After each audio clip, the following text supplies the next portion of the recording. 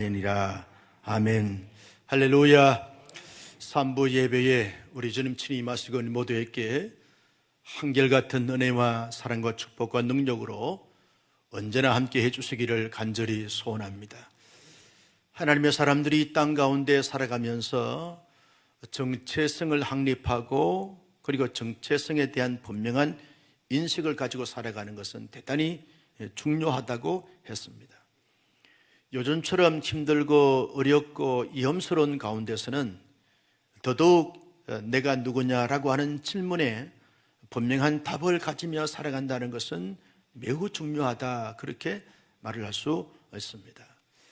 우리 예수님께서도 사역하시면서 자신의 정체성에 대해서 사람들에게 질문하곤 하셨습니다. 한 번은 예수님께서 사람들에게 묻습니다. 내가 누구냐?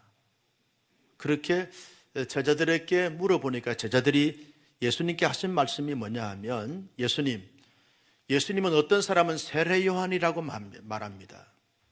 또 어떤 사람들은 예수님은 엘리야나 예레미야나 선지자 중에 한 사람이라고 그렇게 말합니다. 예수님이 그 대답을 듣고 난 다음에 제자들을 가르치면서 그러면 너희는 나를 누구라고 하느냐라고는 질문을 던집니다. 그때 성격이 나름대로 급하고 열정이 있는 이 베드로가 대답을 하죠. 마태복음 16장 16절 말씀에 보면 이렇게 베드로가 대답을 합니다. 같이 보실까요?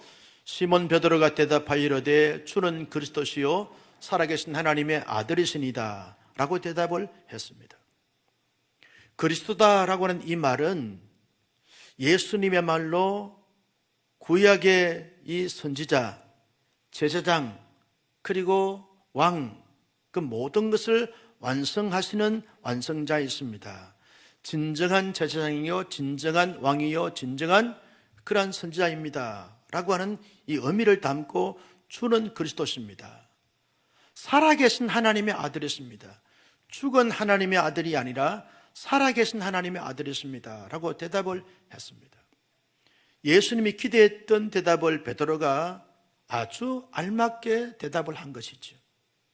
예수님이 누구냐라고 말할 때 주님은 그리스도시고 살아계신 하나님의 아들입니다. 예수님의 정체성에 대해서 분명하게 알고 인식하고 그리고 합당하게 고백을 한 것입니다. 그 고백을 들으시고 난 다음에 예수님께서 베드로에게 하는 말이 바요나 시몬아 내가 복이 있도다.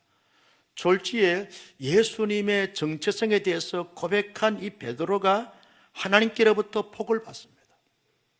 어떤 복을 받느냐? 두 가지 복을 받는데 그 첫째 복은 내 신앙 고백 위에 내 교회를 세우리라. 교회의 초석이 되는 복을 받습니다.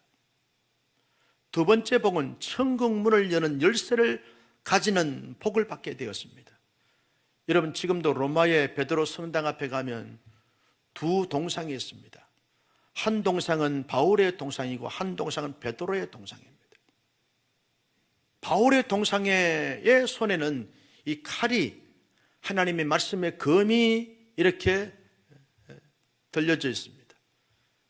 베드로의 동상에는 천국 문을 여는 열쇠의 그런 조각이 들려져 있습니다. 그만큼 이 베드로는 놀라운 하나님의 복을 받게 되어진 것을 볼 수 있습니다.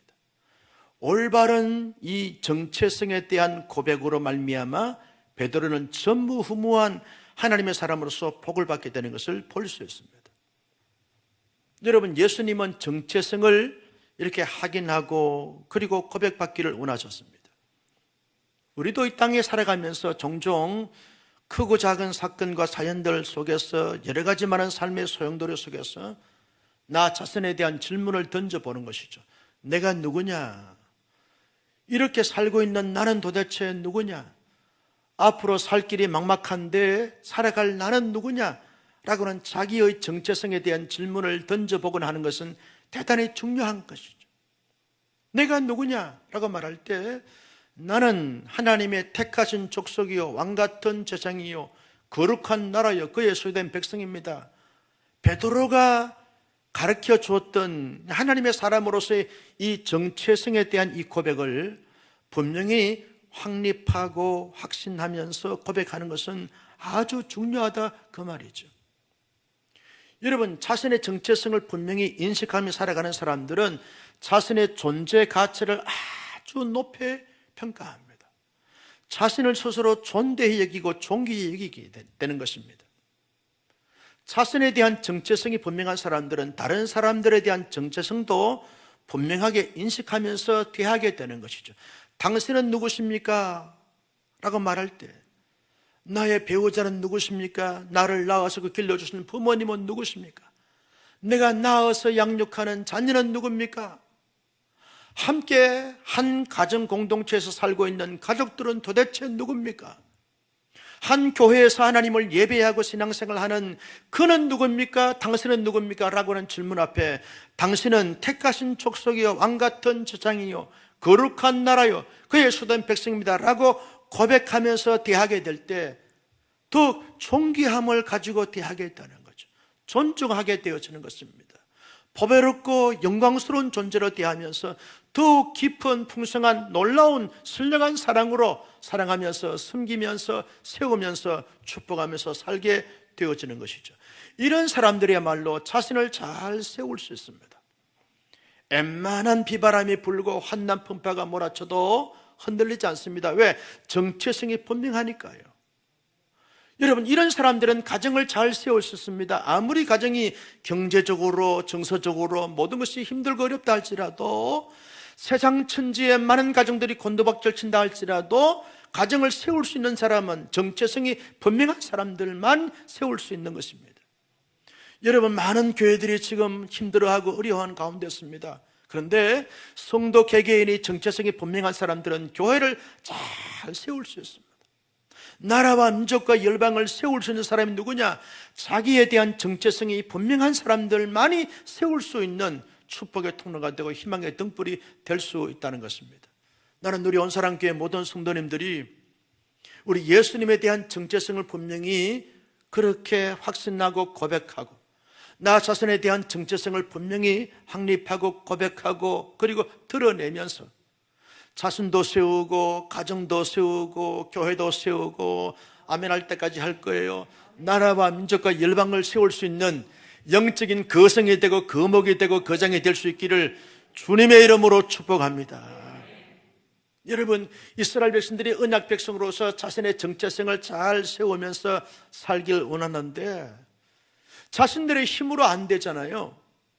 자신들의 의지로 열정으로 열망으로 안 되잖아요. 그래서 하나님께서 이스라엘 백성들이 언약 백성으로서 긍지와 자부심을 가지고 자신의 분명한 하나님의 소유로 택한 백성으로 제사장 나라로 거룩한 백성으로 그렇게 잘 살기 위해서 하나님이 직접 시청각으로 하나님을 경험하도록 하나님께서 시내산에 임하여 주십니다.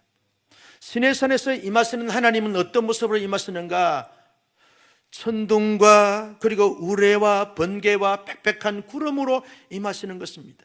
시내산에 하나님께서 온 시내산이 하나님의 구름으로 쫙 덮이도록 하나님께서 구름 가운데 임하십니다.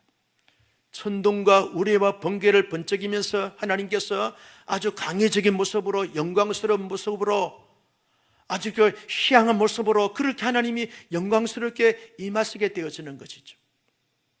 그러면서 하나님이 시내산의 구름 가운데 임하시면서 큰 소리를 발하십니다. 나 여호와는 만군의 여호와니라. 너희는 나의 택한 백성이니라. 그러면서 하나님 자신에 대해서 소개하고 이스라엘 백성들에 대해서 긍지와 자부심과 자존감을 불러일으켜 주면서 하나님의 큰 소리로 임하시는 것입니다.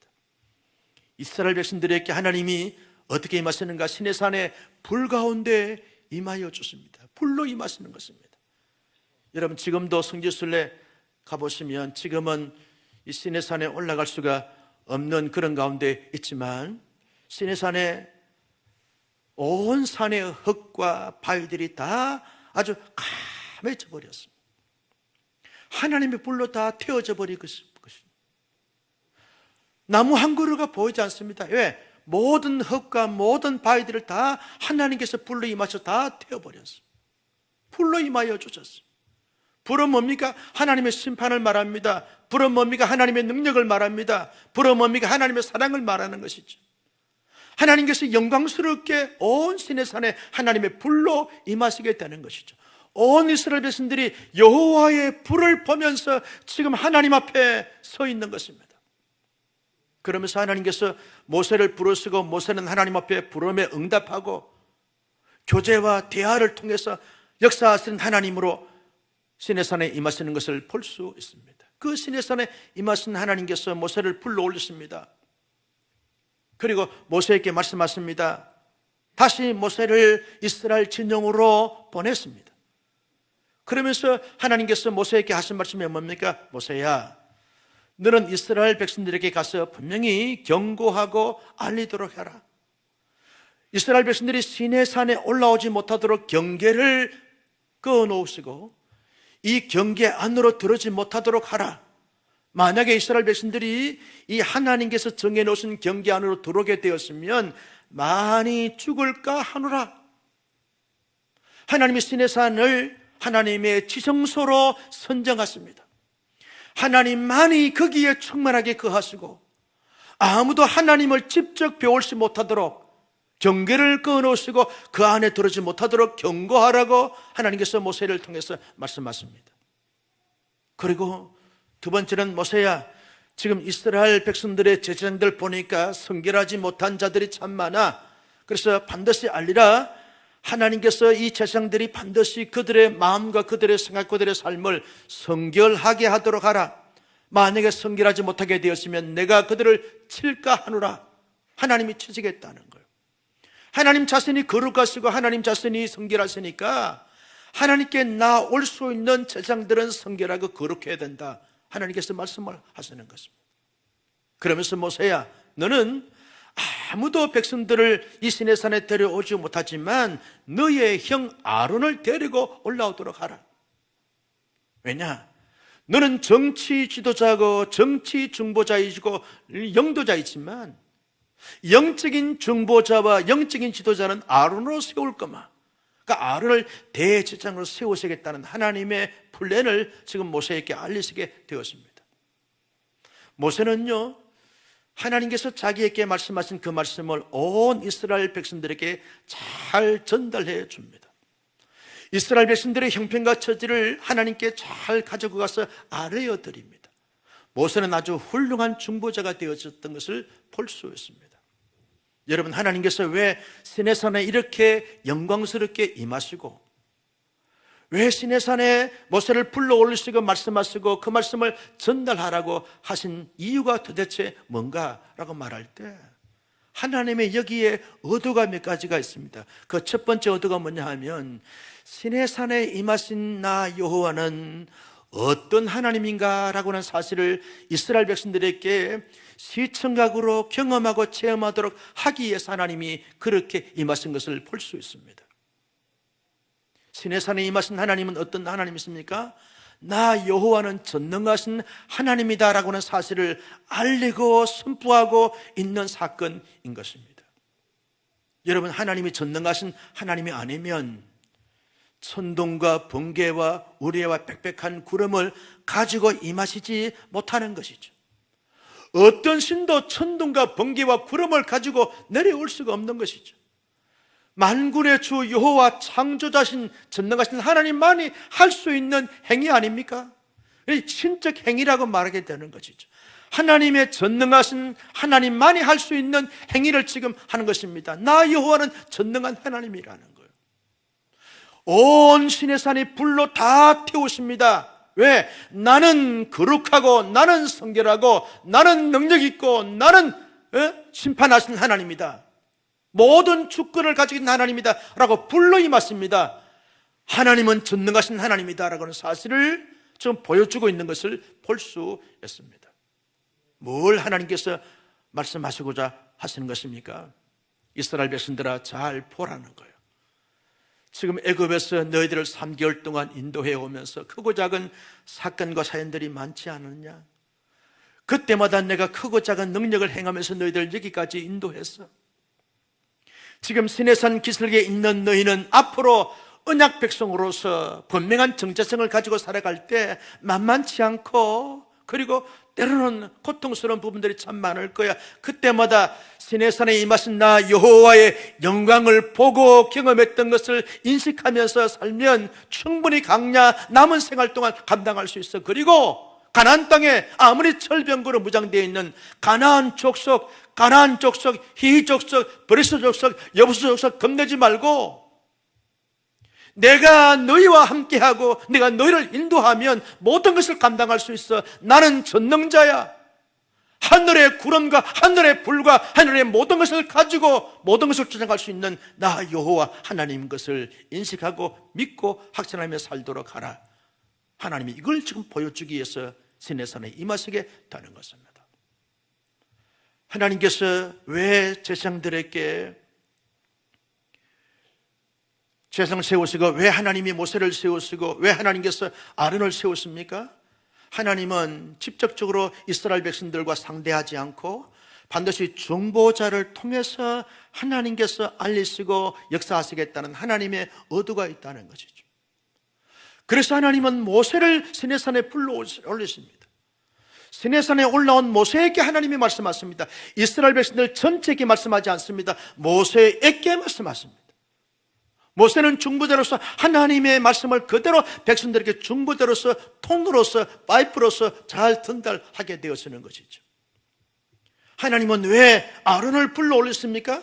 하나님은 영적인 대제사장으로 아론을 세우시고 아론을 통해서 드려진 제사를 받으시고 아론을 통해서 드린 제사를 통해서 이스라엘 백성들의 모든 죄를 사하여 주시겠다는 하나님께서 중보자로 아론을 세우시겠다는 겁니다.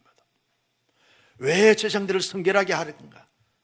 그들이 이스라엘 백성들의 죄를 사하는 제사를 드리는 중보자이기 때문에 중보자는 거룩해야 한다는 것을, 성결해야 한다는 것을 말씀하고 있는 것이죠. 하나님은 중보자를 세우시고 중보자를 통해서 당신의 역사를 펼쳐가시겠다는 하나님의 그 플랜을 지금 말씀해 주고 있는 것이죠. 또한 하나님께서 왜 경계를 그어놓으시고 여기에 들어오게 되었으면 많이 죽게 되었고 성결하지 못하게 되었던 하나님이 치신다고 그렇게 말씀을 하시는가? 이유가 뭔가? 그만큼 하나님이 이스라엘 백성들을 사랑하신다는 거예요. 지극히 사랑하고 뜨겁게 사랑하고 온전히 사랑한다는 거예요. 한 사람도 하나님께서 경계를 그어놓으신 그 경계를 범함으로 말미암아 죽기를 원치 않으시는 하나님, 그들의 생명에 잘 보존되어지고 하나님께 주신 축복을 마음껏 받아 누리며 살도록 하기 위한 하나님의 그 사랑의 메시지인 것을 볼 수 있습니다. 성도 여러분, 시내산에서 전능하신 하나님으로 임하신 하나님, 시내산에서 중보자를 온 백성들이 보도록 세우시는 하나님, 그를 통해서 역사하신 하나님, 그리고 하나님은 특별히 온 이스라엘 백성들을 사랑하시는 데 있어서 절대적인 사랑으로 지극히 사랑하시는 그 하나님의 하나님 되심을 보시면서 어떤 마음과 느낌과 생각이 어떻습니까? 하나님의 역사하심에 있어서 이스라엘 백성들의 삶에 있어서 이 중보자로 세움받은 모세의 역할이 아주 중요하고 대단히 중요했다는 사실을 우리가 깨닫게 되는 것이죠. 그런데 히브리서 3장의 말씀에 보면 이 모세는 하나님의 온 집의 종이고 모세의 안성자로서 이 땅에 오신 예수님은 하나님의 집의 아들이다 라고 그렇게 소개하면서 종이 중요하냐 아들이 중요하냐 라고 비교 대조하면서 아들의 중보가 훨씬 더 모세의 중보보다 뛰어나고 탁월하고 어뜸이 되는 것이다 라고 소개하신 말씀이 있습니다. 여러분 히브리서 3장 5절 말씀을 같이 한번 보실까요? 시작. 또한 모세는 장래에 말할 것을 증언하기 위하여 하나님의 온 집에서 종으로 신실하였고 모세는 하나님의 온 집에서 신실하였다는 거예요. 여러분 시내산에서 올라오라 하시면 올라가고 내려가라 하면 내려가고 그래서 전하라 하면 전했던 이 모세는 아주 신실한 사역자고 중보자였습니다. 모세를 통해서 이스라엘 백성들이 생존하게 되어지고 생명을 보호받게 되어지고 그들이 그리고 잘 이렇게 진행할 수가 있었습니다. 모세가 이스라엘 백성들에게 너무 중요했고 하나님께도 중요했고 백성들에게도 참으로 중요했습니다. 그런데 히브리서 3장 6절 말씀에 보면 이렇게 말씀하십니다. 같이요, 시작. 그리스도는 하나님의 집을 맡은 아들로서 그와 같이 하셨으니 우리가 소망의 확신과 사랑을 끝까지 굳게 잡고 있으면 우리는 그의 집이라. 예수는 하나님의 집을 맡은 아들로서 그와 같이 했다. 모세의 완성자로서 사명을 잘 감당했다, 그 말이죠. 예수님이야말로 하나님의 임재를 경험했고 예수님을 통해서 하나님의 임재를 경험할 수 있는 통로가 되고 중보자가 된다, 그 말이죠. 여러분, 예수님께서 나를 본 자는 아버지를 보았다라고 그렇게 말씀하신 적이 있습니다. 여러분, 요한복음 14장 9절 말씀을 같이 한번 보실까요? 진짜 예수께서 이르시되 빌립아, 내가 이렇게 오래 너희와 함께 있으되 내가 나를 알지 못하느냐? 나를 본 자는 아버지를 보았거늘 어찌하여 아버지를 보이라 하느냐? 예수님을 본 자는 아버지를 보았다, 그 말이죠. 예수님과 아버지는 한 분이라는 거예요. 예수님을 통해서 아버지를 볼 수 있는 길이 된다는 것입니다.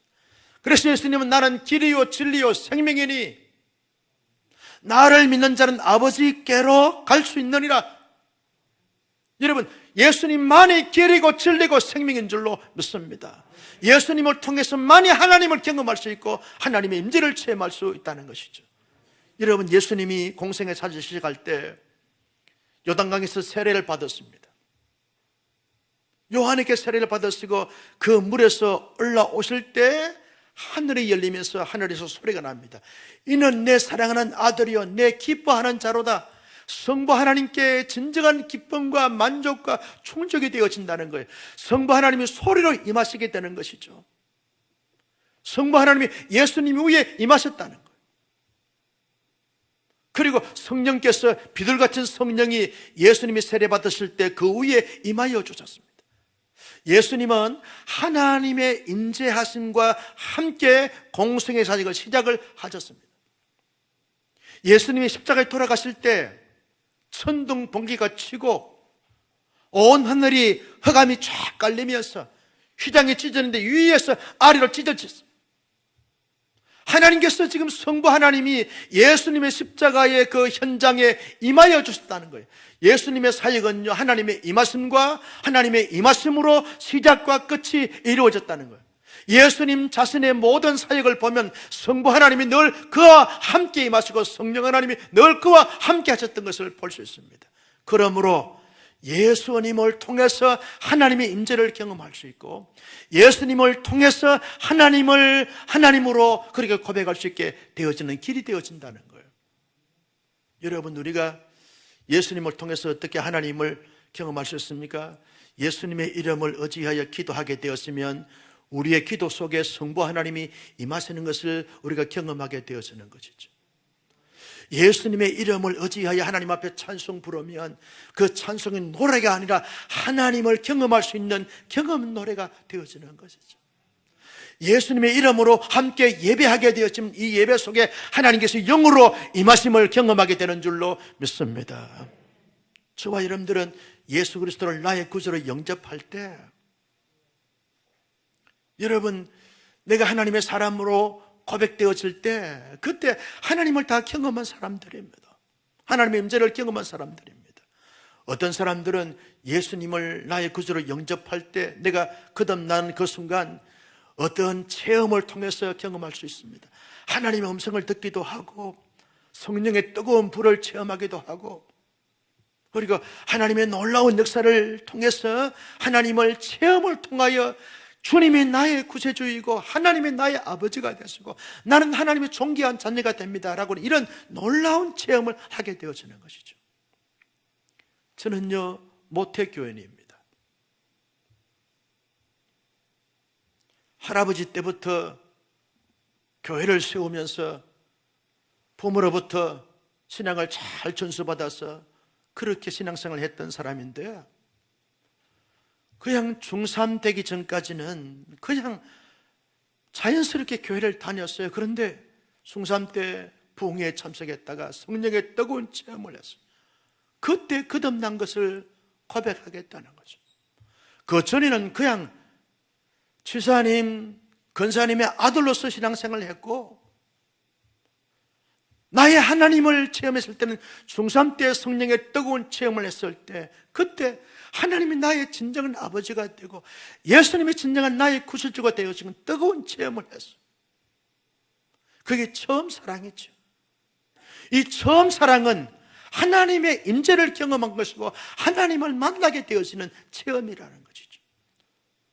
많은 사람들이 그렇게 하나님을 경험할 수 있고 체험할 수 있습니다. 그런데 어떤 사람들은 성격적으로, 기질적으로 예배를 드리다가 복음을 잘 전하다가 성경 공부하다가 예배를 같이 이렇게 신앙 교제하다가 어느 날 순간 보니까 예수님이 나의 구세주가 되고 하나님이 나의 아버지가 된 것이죠. 내가 하나님의 존귀한 자녀라고 고백하겠다는 것이죠. 자연스럽게 소리 소문 없이 그냥 자연스럽게 하나님의 임재를 경험한 경험이라고 고백할 수 있는 것입니다. 아무튼 예수님을 나의 구주로 영접하고 내가 하나님의 사람으로 그렇게 살아가고 있는 사람들은 다 하나님을 경험한 사람들입니다. 여러분 분명히 고백하십시오. 여러분은 예수 그리스도를 믿음으로 말미암아 하나님의 자녀가 된 줄로 믿습니다. 하나님의 자녀는 다 하나님의 임재를 경험한 증거인 줄로 믿습니다. 하나님의 임재를 경험한 하나님의 사람들은 주어진 삶에서 어떠한 삶의 자세와 태도와 모습을 가지고 살아가야 하는 것입니까? 하나님의 임재를 늘 기억하고 마음의 신비에 새기면서 그 안에 누리면서 살아가는 삶이 있어져야 한다는 것이죠. 많은 사람들이 신앙생활을 하다가 처음 사랑, 예수님을 만나서 너무 감사했고 너무 기뻤고 너무 행복했고 너무 즐거워서 어쩔 줄 모르는 뜨거운 감동과 감격이 있었던 그때, 그 순간이 하나님을 만나고 하나님의 임재를 체험했던 그때인데 그 순간들을 잊어버리고 살 때가 많다는 거예요. 신앙생활을 하면서 이런 사건 저런 사건을 경험하고 이런저런 문제를 만나면서 참 힘들고 어렵다 보면 처음 가졌던 그 감격과 감동을 잊어버리고 그저 형식주의가 되어지고 타성해졌고 몸이 건조한 이런 신앙생활을 하는 사람들이 의외로 많이 있다는 거예요. 예배를 드려도 아무런 감동과 감격과 기도를 해도 깊이 들어가 하나님을 매없는 하나님을 체험하는 이런 영적인 풍성함과 부흥과 회복을 경험하지 못하고 그저 건성으로 명목만 유지하는 사람들이 의외로 많이 있다는 거죠. 이유가 뭡니까? 처음 사랑을 잃어버렸기 때문에 그렇다는 거죠. 그래서 하나님의 사람들은 처음 사랑을, 처음에 하나님을 만났던 그때를 기억하고 새기고 누리며 살아가는 것이 중요하다고 말이죠. 여러분 에베소서 요한계시록 2장 4절 말씀에 보면 에베소 교회에 대해서 요한이 하나님의 계시를 받습니다. 에베소 교회가 당시의 소아시아 교회 중심축 교회가 됐는데 그 교회가 처음 하나님을 만나고 주님을 만나고 난 다음에 교회가 세워질 때는 아주 뜨거웠습니다. 아주 신령한 교회가 되었습니다. 아주 은혜가 넘치는 풍성한 교회가 됐습니다. 사명을 잘 감당하는 교회가 됐습니다. 그러다가 수많은 이단들과 싸우면서 교회 안에 내분이 일어나고 교회 밖에 대적들과 싸우다 보니까 사람들이 다 은혜와 감동과 깊은 사랑과 순수한 사랑을 다 잃어버렸어요. 그저 교회 안에서 모든 사람들을 의심하게 되어지고 배척하게 되어지고 분리하게 되어지고 자꾸 편단하고 평가하게 되어지고 멀리하게 되어지면서 교회가 사랑이 다 식어서 냉랭해져 버리고 찬바람이 쌀쌀 부는 교회가 되어버렸어요. 바깥에 있는 모든 사람들도 다 혹시 이단이 아닌가 적그리스도가 아닌가 이런 것들 때문에 경계하다 보니까 큰 문제가 되어졌어요. 처음 사랑을 잃어버린 교회가 됐을 때 여러분 하나님께서 요한을 통해서 하신 말씀이 뭡니까? 처음 사랑을 잃어버렸다라고 말씀하시면서 처음 사랑을 회복하지 아니하면 내가 촛대를 옮기리라. 촛대를 옮기시겠다는 거예요.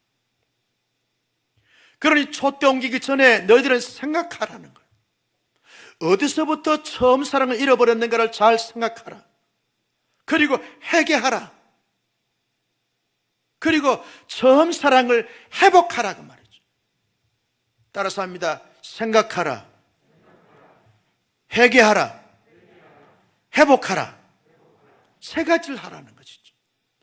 그래야만 촛대가 옮겨지지 않아서 하나님의 은혜와 하나님의 풍성함을 받아 누릴 수 있는 존귀한 자가 될 수 있다라고 그렇게 하나님께서 말씀을 하셨습니다. 그런데 에베소 교회는 처음 사랑을 회복하지 못했습니다. 그래서 하나님의 촛대가 옮겨졌습니다. 그렇게 살기 좋은 그 에베소 지역이 이제는 황폐화가 되어져 버렸습니다. 황무지가 됐습니다. 유적만 몇 개 남아있지 더 이상 사람이 살 수 없는 도시가 폐허가 됐습니다. 왜? 처음 사랑을 회복하지 못했기 때문에 나타난 결과였다는 거예요.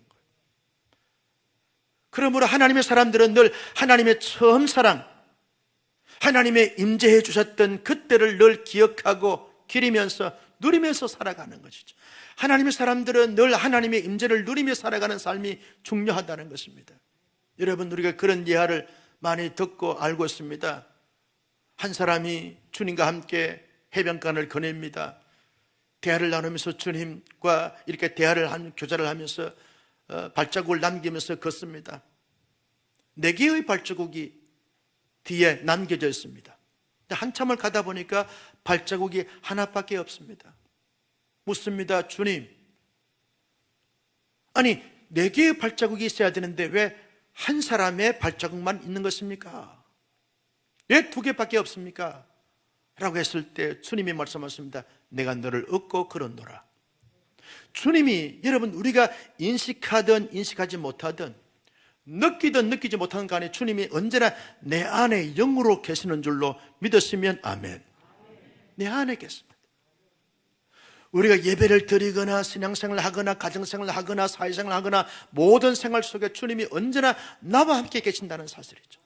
영안을 열고 보면 주님이 이때도 나와 함께 계셨구나. 나를 안고 나를 업고 나를 그렇게 태워서 그렇게 인도해 가시는구나. 이걸 느끼게 되어지는 것이죠. 이걸 항상 기억하라는 거예요. 주님의 임재를 경험한 사람들은 아무리 시대가 각박하고 힘들고 어렵고 복잡하고 수많은 유혹과 미혹이 많은 가운데 산다 할지라도 언제나 주님이 나와 함께 계시고 나의 모든 삶 속에 주님이 임하여 계신다는 사실을 인식하면서 살아갈 때 보다 아름다운 삶을 살고 보다 영광스러운 삶을 살고 보다 승리하는 삶을 살게 되는데 우리 모두 그런 삶을 살아갈 수 있기를 예수님의 이름으로 축복합니다. 하나님의 영광스러운 임재를 경험한 사람들은요, 주어진 삶 속에 언제나 성결함을 가지고 살아가야 한다는 것이죠. 제자들에게 알리라고 말했습니다. 성결하지 못하게 되어지면 내가 너희를 칠까 하노라. 성결함이 하나님의 사람으로서의 특징이어야 한다는 것입니다. 세상 사람들과 하나님의 사람들과 뚜렷한 구분이 어디에 있습니까? 신분에 있지 않습니다. 삶의 태도에 있지 않습니다. 성결함에 있는 것입니다. 거룩하신 하나님을 믿는 믿음의 사람들은 이 땅에서 주어진 삶 속에서 언제나 성결한 마음과 심령을 가져야 하는 거예요. 내 안에 하나님의 성결함으로 가득 차 있어야 하는 것이죠. 우리의 생각과 우리의 입에서 나오는 말이 성결한 말로 가득 차고 넘쳐나야 한다는 것이죠. 삶 속에서 드러날 때 언제나 성결함과 거룩함으로 드러나고 나타나야만 하나님의 사람으로서 진정한 정체성을 가진 사람들이고 하나님의 임재를 경험한 사람들의 참된 삶의 모습이고 가치고 태도라는 것입니다. 당신은 성결하십니까? 이 질문 앞에 그렇습니다. 나는 예수를 만나고 하나님의 임재를 경험한 사람으로서 성결함을 추구하며 살아가는 사람입니다 라고 고백할 수 있어야 한다는 것이죠. 믿지 않은 사람들이 우리에게 이렇게 물어야 하는 것입니다. 혹시 교회 다니십니까? 혹시 하나님을 믿는 사람입니까? 혹시 교회 안에 집사님 있습니까? 권사님 있습니까? 장로님 있습니까? 혹시 교회 안에 목사 있습니까? 라고 사람들이 말할 수 있어야 한다는 것이죠. 왜? 그런 사람들은 자기들과 분명히 구별되고 차별이 난다는 거예요. 왜냐? 성결함으로 구분되어지고 차이가 나야 한다는 것이죠. 아니, 우리의 겉모습도 중요하지만 우리의 내면 세계 속에 언제나 우리의 심령 가운데 하나님의 신령함과 하나님의 성결함과 하나님의 거룩함으로 가득 차 넘쳐 흘러가야 한다는 것입니다. 이것이 하나님을 경험한 사람들의 삶의 모습이고 태도라는 것이죠. 왜 오늘날 교회가, 왜 오늘날 하나님을 믿는 믿음의 사람들이 이런 말 저런 말을 듣는 이유가 뭡니까? 성결함을 잃어버리기 때문에 그렇다는 거죠. 왜 교회가 수없는 문제로 휘말리고 있습니까? 교회가 하나님의 성결함을 잃어버리기 때문에 그렇다는 거죠. 세속의 가치를 따라서 끊임없이 추구하는 교회가 되었기 때문에 이런저런 말을 듣게 되어지는 것이죠. 성결함을 회복하는 것은 하나님을 경험한 사람들과 가정과 공동체가 회복해야 되고 가져야 될 놀라운 축복이라는 것입니다. 나는 우리 온사랑교회 성도들 마음속에 하나님의 성결함으로 가득 차고 넘칠 수 있기를 주님의 이름으로 축복합니다. 하나님의 사람들이 거하는 가정에는 하나님의 성결함과 거룩함으로 가득 차야 하는 것입니다. 어떤 사상과 이데올로기가 아니라, 물질과 세속적인 가치가 아니라 하나님의 성결함으로 가득 차고 넘치는 가정일 때 그 가정은 하나님의 임재야 경험할 수 있는 가정이고 그 경험을 끊임없이 할 수 있는 가정 공동체가 된다는 것이죠.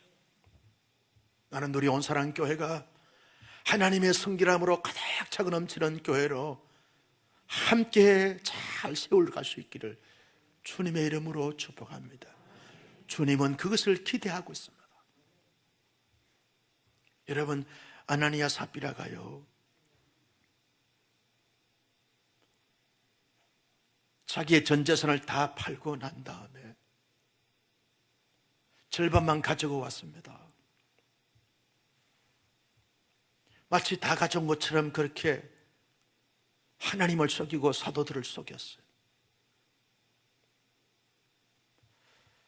여러분, 아나니아가 그 자리에서 즉사하게 되었고 삽비라도 그 자리에 즉사하게 되었어요. 하나님이 너무 가혹하지 않는가? 그래도 아무것도 가져오지 않는 사람에 비해서 절반이나 가져왔으면 그거 받았고 홍기하면 될 것을 왜 그렇게 가혹하게 아나니아 삽비를 그 적석에서 다 생명을 거두어 가셨는가? 이유가 뭔가? 하나님의 교회가 처음 태동할 때 성결해야 하는데 성결하지 못하기 때문에 성결한 공동체가 돼야 될 것을 하나님께서 시범케스로 그렇게 하신 하나님의 행위적 사건인 것을 볼 수 있습니다. 하나님의 사람들은, 하나님의 교회 공동체는 언제나 성결함이 목표가 되어져야 합니다. 성결함이 존재의 이유가 되어져야 합니다. 끊임없이 완전하지 못하고 완벽하지 못하지만 최선을 다하여 하나님의 성결함을 추구해 나갈 때 하나님이 반드시 그 하나님의 사람들과 공동체를 축복해 주실 줄로 믿습니다. 우리 모두 성결함을 추구해 가십시다. 우리의 이름이 유명하지 않다 할지라도, 우리의 교회가 대형 교회가 되지 못한다 할지라도 끊임없이 하나님의 성결함을 추구해 나가는 하나님의 사람과 교회가 될 때 시대의 희망의 등불이 되고 축복의 통로가 되게 될 줄로 믿습니다. 하나님의 임재를 경험한 하나님의 사람들은요, 언제나 주어진 삶 속에서 중보자로서 역할을 잘 감당해야 될 사명이 있다는 것입니다. 나를 왜 여기에 존재하게 하셨는가? 이것을 하나님과 더 친밀하고 친숙하도록 하기 위한 중보자로서 직분을 주셨기 때문에 존재하게 하셨다는 것. 하나님이 왜 나를 그 가정 공동체에 세워주셨는가? 그 가정을 하나님과 잘 이렇게 연결시켜서 친숙하고 친밀하도록 하기 위한 중보자로서 우리를 필요하시기에 세워주셨다는 거예요. 하나님께서 왜 여러분들을 온사랑교회의 한 귀한 존귀한 성도로 지체로 삼아주셨습니까? 여러분들의 삶을 통해서 온사랑교회가 하나님과 더 친밀하고 친숙해지도록 하기 위한 중보자로서 역할을 감당하도록 하기 위해서 세워주신 거란 말이에요. 하나님께서 왜 온사랑교회를 이곳에 세워주셨습니까? 이 수원도성에 유리하며 방황하는 영혼들을 하나님과 친밀하고 친숙하도록 중보 역할을 잘 감당하도록 하기 위해서 온사랑교회를 여기에 이렇게 세워주셨다는 거예요. 고린도후서 5장 18절 말씀에 보면 이렇게 말합니다. 같이요, 시작. 모든 것이 하나님께로서 났으며 그가 그리스도로 말미암아 우리를 자기와 화목하게 하시고 또 우리에게 화목하게 하는 직분을 주셨으니. 여러분, 모세는 화목하게 하는 직분을 받았습니다. 하나님과 이스라엘 백성들과 잘 화목하게 해 주셨습니다. 예수님은 온 인류와 하나님과 화목하게 한 직분을 받아서 그 직분을 잘 감당해 주셔서 온 인류의 구세주가 됐습니다. 모세와 예수 그리스도께서 가졌던 그 중보적 사역을 오늘 저와 여러분 우리에게 주셨습니다. 코로나 팬데믹으로 말미암아서 어려워하고 힘들어하는 이 세상과 하나님과 끊임없이 중보적 역할을 잘 감당하도록 오늘 우리를 여기에 살려주신 것입니다. 우리의 기도로, 우리의 삶의 모범으로, 모델로, 영향력으로 말미암아 이 험난한 세상과 하나님과 더 친밀하고 친숙해지는 이 중보적 역할을 잘 감당함으로 말미암아 자신도 세우고 가정도 세우고 교회도 세우고 이 열방도 세울 수 있는 멋진 하나님의 사람들이 될 수 있기를 주님의 이름으로 축원합니다. 존귀하신 아버지 하나님, 주신 말씀을 마음속에 새겼습니다. 이 말씀을 따라서 이 말씀대로 살아갈 수 있는 신실한 하나님의 사람들이 다 되게 하여 주시옵소서. 모세의 사명, 예수님의 사명을 이어받아 잘 감당할 수 있는 능력자들이 다 되게 하여 주시옵소서. 예수님의 이름으로 축복하며 기도하옵나이다. 아멘. 우리 함께 일어나셔서 찬양하겠습니다. 주님 큰 영광 받으소서.